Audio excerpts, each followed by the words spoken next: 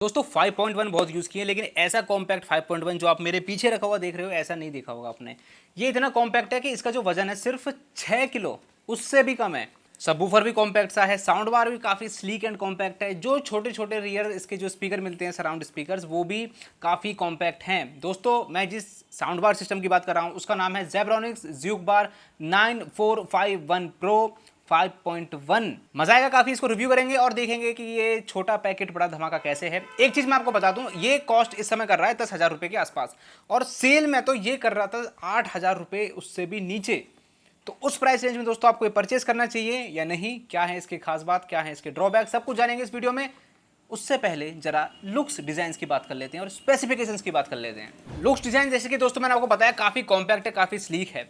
इसका जो आपको सबवूफर मिलता है वो एक वायर्ड पैसिव 5.25 इंचेस का सबवूफर है, जिसका बेस रिफ्लेक्स पोर्ट पीछे की तरफ दिया हुआ है और ये काफी छोटा सा बेस रिफ्लेक्स पोर्ट है। सबवूफर का जो डिजाइन है दोस्तों काफी नॉर्मल सा है, सिर्फ फ्रंट में मिडिल में जेब्रॉनिक्स की ब्रांडिंग दी गई है। साउंड बार की बात करें, यहाँ आपको 3 ड्राइवर मिल जाते हैं जो कि ओवल शेप के ड्राइवर हैं और जिनका साइज है 7.5 इंटू 5.2 सेंटीमीटर। इसमें जो आपको 2 रियर स्पीकर मिलते हैं वो भी वायर्ड हैं और उनमें 20-20 फीट लंबी केबल मिल जाती है और उनका साइज है 5.08 सेंटीमीटर। साउंड बार में दोस्तों पीछे की तरफ सारी जरूरी कनेक्टिविटी ऑप्शंस मिल जाती हैं, जैसे कि सबवूफर को कनेक्ट करने के लिए पोर्ट डीसी इन यानी कि पावर, इसके साथ आपको एक अडेप्टर मिलता है जिसके थ्रू आपको इस साउंड बार को पावर देनी पड़ेगी और ये साउंड बार फिर पावर देगा अपने सबवूफर को, खुद साउंड बार को और इसके रियर जो स्पीकर्स हैं उनको।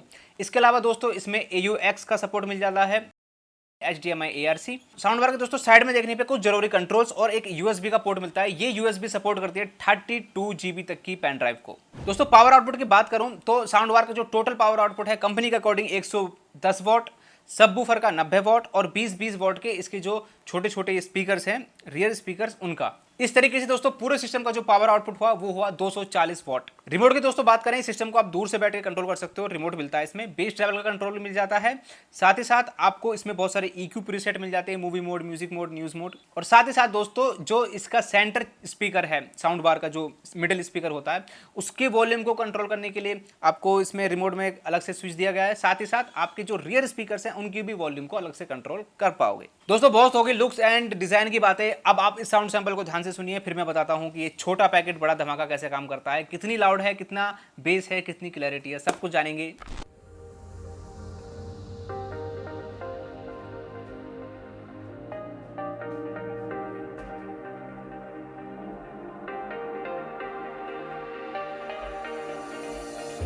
Show me the way, break my chains. Show me the way, set me free.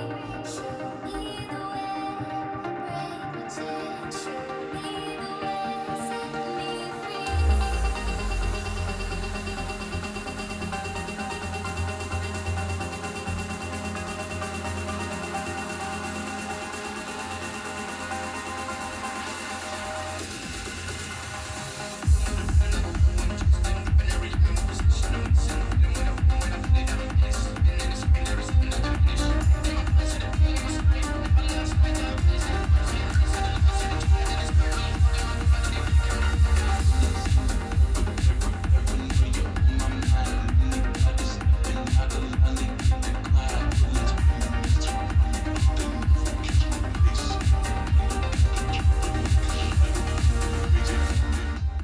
दोस्तों मैं सबसे पहले लाउडनेस से ही स्टार्ट करता हूं। 240 वॉट का है और आप समझ रहे होगे ड्राइवर बड़े छोटे छोटे से हैं, पूरा सिस्टम बड़ा कॉम्पैक्ट है। सिर्फ 5.25 इंच का सबवूफर है। कितना लाउड होगा दोस्तों? बहुत ज़्यादा लाउड है, मैं सही बता रहा हूँ। 280 से 250 स्क्वायर फीट तक का अगर आपका रूम है, लाउडनेस को लेकर 1% दिक्कत नहीं आएगी। और सबसे बड़ी बात दोस्तों ये है कि इसमें जो है 100% वॉल्यूम पे भी कोई भी खास डिस्टॉर्शन देखने के लिए नहीं मिलती है।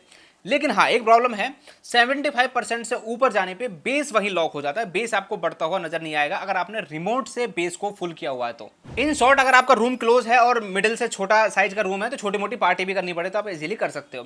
अब मैं बात करता हूं दोस्तों क्लैरिटी की। देखिए इस प्राइस रेंज में, क्योंकि अगर हम इसको मान के चलें कि 8 से 9 हज़ार रुपए के बीच भी आ रहा है, तो जितने भी साउंड बार्स हैं उनमें बहुत ज़्यादा हम क्लैरिटी एक्सपेक्ट नहीं कर सकते। लेकिन हाँ, डायलॉग डिलीवरी ठीक है, कुछ भी ऐसा नहीं लगेगा कि कुछ चीज़ समझने में सुनने में दिक्कत हो रही है। कहीं कहीं ओवर शार्पनिंग की दिक्कत आ सकती है।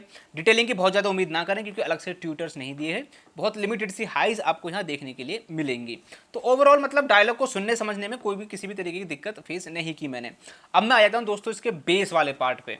दोस्तों वो मुझे बहुत अमेजिंग लगा और किसी भी तरीके से लग ही नहीं रहा है कि 5.25 इंच का सबवूफर है, ऐसा लग रहा है 6.5 इंच का सबवूफर डाला हुआ है। बेस दोस्तों एक एक बीट आपको काफ़ी अच्छी सुनाई दे रही है। कंपनी बोलती है कि 55 हर्ट्ज तक ये डीप जा सकता है और दोस्तों ये मतलब काफ़ी ठीक है 5.25 इंच के हिसाब से। यहाँ आपको डीप रंबल्स, बेस, वाइब्रेशंस वो सब तो नहीं मिलेगी, लेकिन यहाँ जो है आपको जो बीट्स वाला जो पोर्शन होता है, एक एक बीट दोस्तों अच्छी समझ में आएगी। और मैं बोलूँ बेस दोस्तों क्लियर भी है काफ़ी, मतलब ऐसा नहीं है कि बेस केवल ज़्यादा है, बेस में जो बीट्स होती हैं काफ़ी क्लियर आपको समझ में आएंगी वो ना। दोस्तों ये तो होगी बेस और वोकल्स की बातें, लाउडनेस की बातें। अब इसकी बात करते हैं इसके 5.1 की। देखिए ये एक रियल 5.1 नहीं, वर्चुअल 5.1 सेटअप है। इसका मतलब क्या है? इसका मतलब ये है कि डॉल्बी डिजिटल के जो सिग्नल होते हैं आपके, उनको डिकोड नहीं कर सकता, चाहे आप ऑप्टिकल यूज़ कीजिए, चाहे आप HDMI यूज़ कीजिए, फिर चाहे आप OTT के अंदर कोई भी डॉल्बी की मूवी हो, वो उसको प्रॉपर डिकोड नहीं कर पाएगा। यहाँ आपको ऐसा फील होगा कि आवाज़ चारों तरफ से आ रही है, लेकिन वो जो चैनल सेपरेशन होता है प्रॉपर 5.1 में विद डॉल्बी डिजिटल का जो एक पूरा फॉर्मेट के साथ जो सपोर्ट करते हैं सराउंड साउंड सिस्टम, वो वाला फॉर्मेट नहीं होगा। तो इस चीज़ का आपको ध्यान रखना है। बाकी सिस्टम दोस्तों अगर ये 8,000 रुपये के आसपास आपको मिलता है, क्लैरिटी ठीक है उस हिसाब से, बेस भी ठीक है और आपको मतलब एक वो वर्चुअल सराउंड आपको मिल जाएगा।